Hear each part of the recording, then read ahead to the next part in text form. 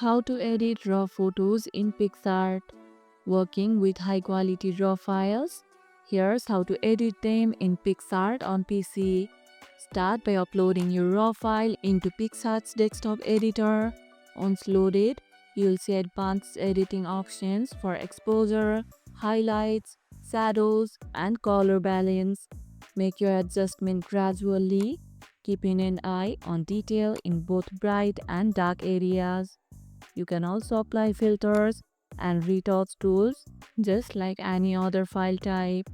When done, export your edited image in the desired format like JPG or PNG. Do you shoot RAW for all your photography? Share your thoughts in the comments below. Always keep a backup of the original RAW file so you can re-edit later if needed.